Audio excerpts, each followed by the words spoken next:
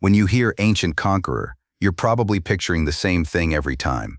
A guy on a horse, screaming, swinging something sharp, cities on fire, people running, skulls stacked like decorative lawn ornaments. Because historically speaking, conquests were pretty much just organized chaos and cruel violence. Most ancient rulers treated power like a toddler treats a drum set, loud, chaotic, and absolutely not thinking about long-term consequences. So when historians talk about Cyrus the Great, you expect more of the same. And then you actually look at what he did, and it's uncomfortable.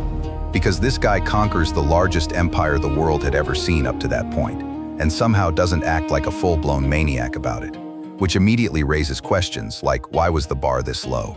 And why haven't we cleared it yet? Cyrus is born around 600 BCE, somewhere in the Persian world. Dates are fuzzy because ancient historians weren't exactly great at record-keeping. Persia at the time isn't impressive. It's not glamorous. It's not Babylon with its massive walls and temples. It's not Lydia with its obscene piles of gold. Persia is more like, we're tough, we're here, please stop invading us. Cyrus is born into royalty. His grandfather, Astyages, king of the Medes, has a dream, and in this dream, Cyrus grows up and overthrows him. Now today, if you have a nightmare about your grandkid, you maybe mention it to your therapist. But back in the ancient world, some people were savage enough to order the baby killed, because dreams were legally binding back then. Astyages commands one of his officials to murder the baby Cyrus. That official can't do it. He hands the baby to a shepherd instead. So Cyrus grows up thinking he's a regular kid, running around hills, learning survival, watching how people actually live, not growing up in a palace insulated from reality. He herds sheep, climbs hills, and learns to read the stars to predict weather. He sleeps under the open sky, wrestles other shepherd boys, and even learns the local dialects of nearby villages. Skills that would later help him negotiate and rule diverse peoples. The shepherd family treats him like one of their own. Though secretly, they know he is special. They give him practical lessons in toughness, patience, and cunning, the kind of real-world education no royal tutor could replicate. Which matters, because when you're raised by shepherds instead of courtiers, you learn things like people hate arrogant rulers, loyalty has to be earned, and power isn't magic, it's relationships. Eventually, the truth comes out. Astyages realizes the kid is alive, and instead of accepting reality and moving on like a normal person, he doubles down on being terrible. He doesn't kill Cyrus, because by now the kid is older and people know who he is, but he definitely doesn't welcome him with open arms either. The relationship is tense, paranoid. Astyages watches Cyrus like a hawk, waiting for him to make a move. And Cyrus? He's just trying to survive and figure out his place in this mess. Does Astyages kill him? Shockingly, no. Because by this point, Cyrus is a teenager, and killing him would cause a political nightmare. People know Cyrus now. The shepherd family that raised him, they're loved locally. The Persian nobles, they see Cyrus as legitimate royalty. So Astyages does what paranoid rulers do. He watches, he waits, he hopes the problem goes away on its own. It doesn't. Cyrus goes back to Persia, which, remember, is technically part of the Median Empire at this point. Persia is a vassal state. They pay tribute to the Medes. They take orders from the Medes, but they're not happy about it.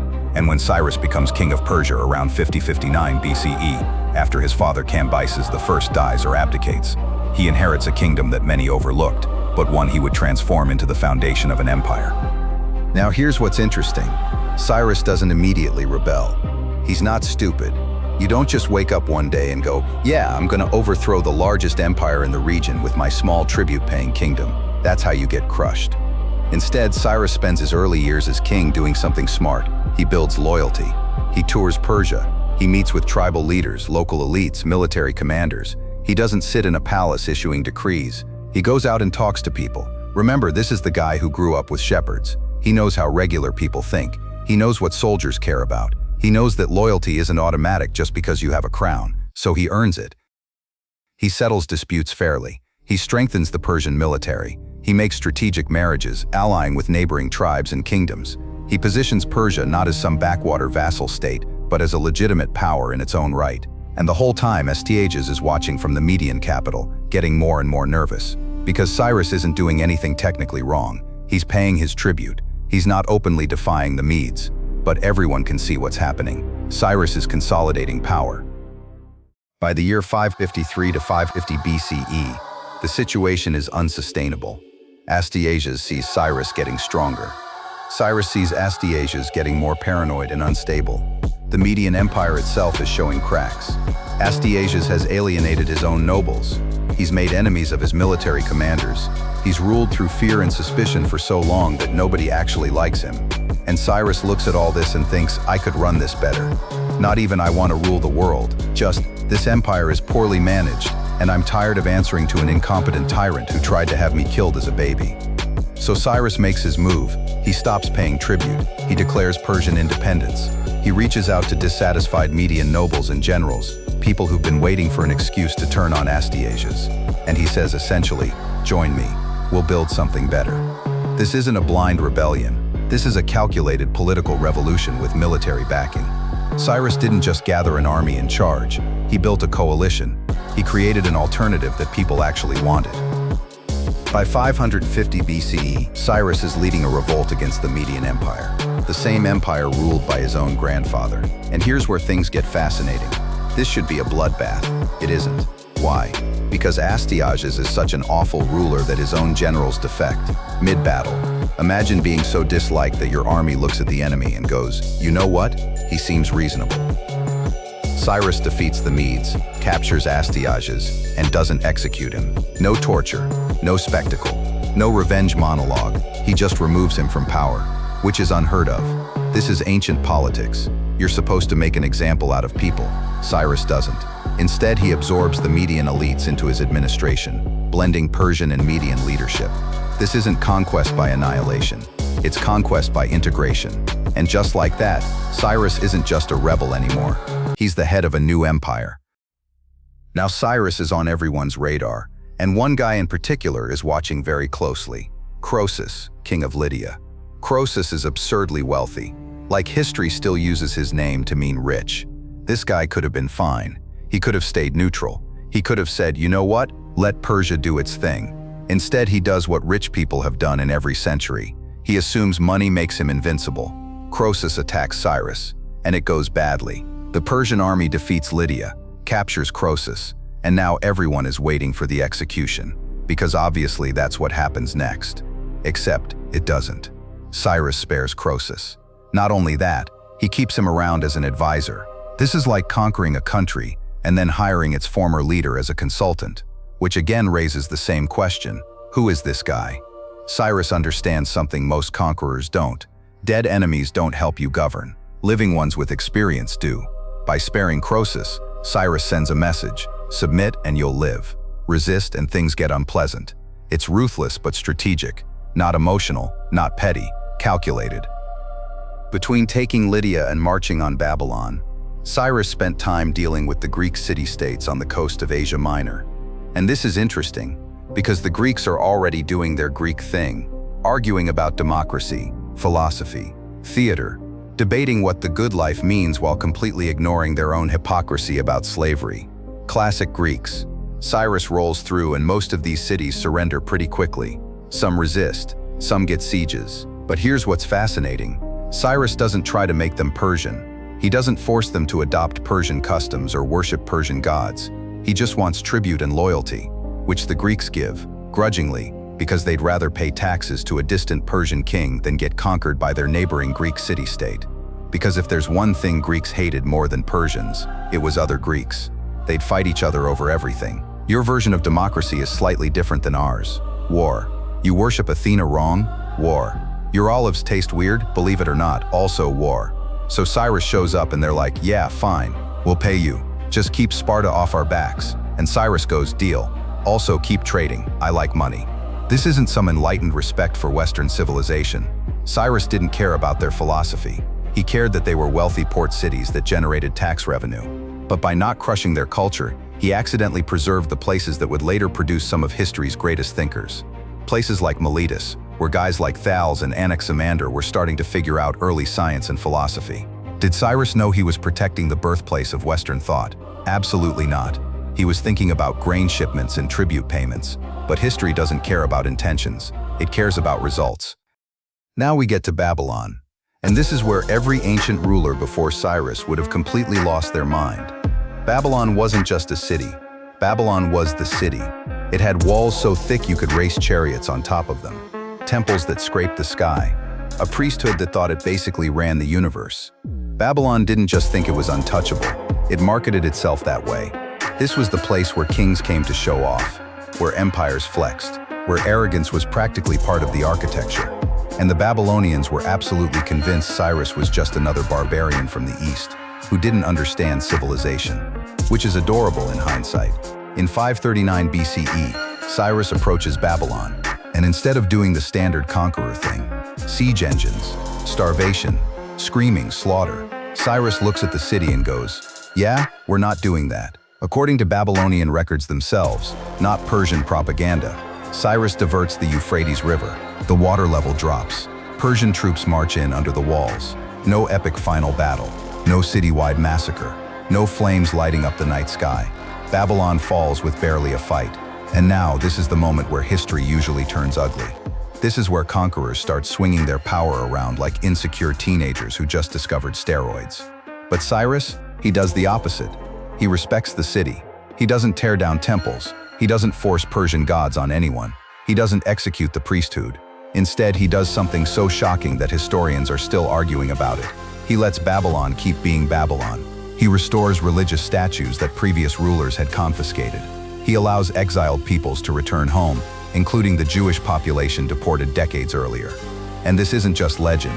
This is recorded on the Cyrus cylinder, a clay artifact written in Akkadian, describing Cyrus as a ruler who entered Babylon peacefully, respected local customs, and ruled as a legitimate king, not a tyrant. Now let's be clear, this is not modern human rights. Nobody's voting, nobody's tweeting, nobody's holding leadership accountable. But for 539 BCE, this is revolutionary. Every other empire ruled through fear.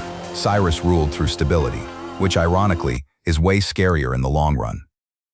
Here's where Cyrus does something that seems impossible. He becomes a legitimate ruler to everyone, not just Persians, everyone. In Babylon, he presents himself as chosen by Marduk, the chief Babylonian god. He participates in their religious festivals. He performs the traditional rituals. He basically tells the Babylonians, "I'm not here to replace your religion. I'm here because your God wants me here." To the Persians back home, he's the chosen of Ahura Mazda, the Persian deity. To the Jews, he's an instrument of Yahweh. To the Lydians, the Greeks, the Medes, everyone gets a version of Cyrus that fits their worldview. Now, is this cynical political theater? Absolutely. But it's also brilliant, because most conquerors show up and say, "Your gods are fake, my God is real, deal with it." And then they wonder why people keep rebelling. Cyrus shows up and says, "Your gods are great. In fact, your gods want me to rule you. Let's all get along." It's manipulative, it's calculated, but it works, because people don't feel like their entire identity is being erased. They're being absorbed into something bigger, sure, but they get to keep who they are. That's the difference between conquest and integration, and Cyrus understood that difference better than anyone. Now comes the unglamorous part, the part nobody makes movies about, actually running the empire. By this point, Cyrus controls the largest empire the world had ever seen, stretching from modern-day Turkey across Mesopotamia and deep into Central Asia. Most rulers would immediately implode at this stage. Too much territory, too many cultures, too many languages, too many gods. This is usually where empires collapse under their own ego.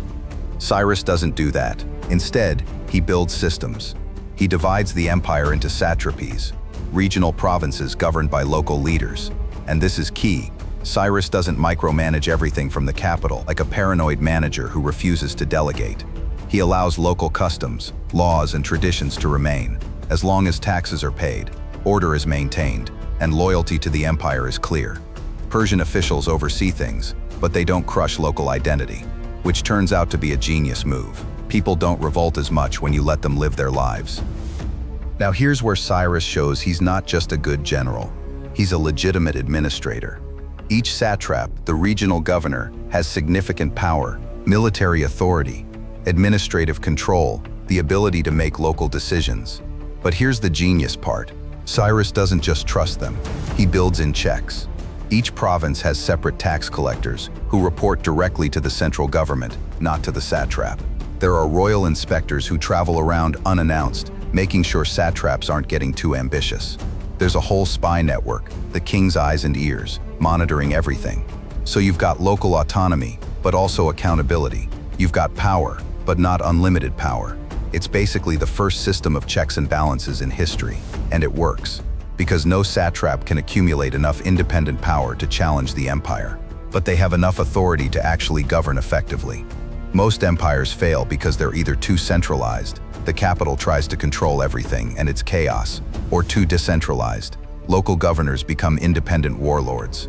Cyrus finds the balance, which is hard. He builds infrastructure, roads for communication, courier systems that move messages across the empire faster than anyone thought possible, and standardized administration. This isn't conquest for glory. This is governance. Cyrus understands something modern leaders still struggle with. You can't rule everything by force forever. Eventually, someone has to do paperwork, and Cyrus was weirdly good at it. Let's talk about the royal road for a second, because this is the kind of boring detail that actually matters. Cyrus, or possibly his son Cambyses, builds this massive road system stretching from Sardis in the west to Susa in the east, over 1,600 miles, with rest stations every 15 miles or so. Mounted couriers could cross the entire empire in about a week, which doesn't sound impressive now in the age of email and instant messaging. But back then, that was impressive. Information moved at the speed of a horse, and Cyrus made sure his horses were fast and his roads were maintained. The Greek historian Herodotus, who remember was not Persian and had no reason to praise them, wrote about these Persian couriers. Neither snow nor rain nor heat nor gloom of night stays these couriers from the swift completion of their appointed rounds. Does that sound familiar? That's because the US Postal Service literally borrowed that line. We're still quoting Persian efficiency from 2,500 years ago. Because Cyrus understood something. You can't rule an empire if you don't know what's happening in it. You need information, fast. So he built the infrastructure to get it. Meanwhile, most modern governments can't fix a pothole without 3 committees and an environmental impact study. Cyrus built 1,600 miles of maintained road with rest stations across mountains and deserts using ancient technology. But somehow we struggle to figure out high-speed rail. Now, before we turn Cyrus into a motivational poster, we need to talk about the other side. Because make no mistake, this is still an empire. Cyrus conquers whether people want it or not. Cities that resist get crushed. Rebellions are put down brutally. Persia doesn't ask politely. There's a city called Opis in Babylonia that resisted during Cyrus's campaign. According to some accounts, he made an example of them. Massacre, no mercy. The message was clear: submit peacefully like Babylon did, and we're good. Resist, and this is what happens. So yeah, enlightened ruler didn't mean pushover. It meant, I'm giving you a very reasonable option here. I suggest you take it. That's not morality. That's strategy with consequences. Toward the end of his life, Cyrus is still expanding. He's not satisfied. He's looking at Egypt, one of the few remaining major powers, and making plans to invade. But first, he needs to secure his northeastern frontier, the mythologizing, a fierce nomadic people in Central Asia near modern-day Kazakhstan. This is basically the ancient equivalent of, we need to lock down this border before we move on to the big prize. Except it goes horribly wrong. The mythologizing are led by Queen Tamiris, and she sends Cyrus a message: stay in your lane. Rule what you've got. Don't push this. Cyrus ignores her. Classic mistake. He defeats one of her armies through deception, sets up a feast with wine, lets them get drunk, then slaughters them while they're incapacitated. Her son dies in the battle. Now Tamiris isn't just defending her territory. She's out for blood. She comes back with everything she's got, and in the resulting battle around 530 BCE, Cyrus is killed. According to the legend, and this might be exaggerated, Tamiris finds his body, cuts off his head, and dunks it in a skin filled with blood, declaring, drink your fill. Now, did that literally happen? Maybe, maybe not. Ancient historians love dramatic endings, but the message is clear. Even Cyrus couldn't escape the violence he helped create. No matter how measured his rule, empire building still ends in blood. There is no clean conquest, and that tension between enlightened rule and brutal expansion is exactly why Cyrus is remembered. Here's how you know Cyrus the Great wasn't just another conqueror. When most empires fall, their founders disappear into footnotes, names blur together, dates get fuzzy. Historians argue over pronunciations and move on. Cyrus didn't get that treatment. Greek historians, the same Greeks who later fought Persia, respected him. The Hebrew Bible refers to him as a chosen instrument of God. Later Persian kings didn't try to erase him, they tried to imitate him. Even Alexander the Great, a man not exactly known for humility, is said to have visited Cyrus's tomb centuries later. And Alexander was the type of guy who looked at the world and thought, yeah, I could do this better. So when that guy pauses to show respect, that tells you something. Cyrus didn't just win territory, he won memory. When he dies in 530 BCE, the empire doesn't fall apart. Most empires barely survive their founder's death, because they're built entirely on one person's charisma or terror. When that person dies, everything collapses. Not Persia. Cyrus's son, Cambyses II, takes over. And what does he do? He immediately conquers Egypt, the exact campaign Cyrus was planning, successfully. The empire doesn't just survive, it expands. Then comes Darius I, who pushes the empire even further. The Achaemenid Persian Empire lasts over 200 years. It doesn't fall until Alexander the Great shows up in 330 BCE with the combined military might of all Greece. And even then, it takes one of history's greatest military geniuses to bring it down. That's what happens when you build systems instead of just conquering territory, when you create institutions instead of just demanding loyalty, when you integrate people instead of just terrorizing them. The empire outlives you, because it's not about you anymore. It's about the structure you built.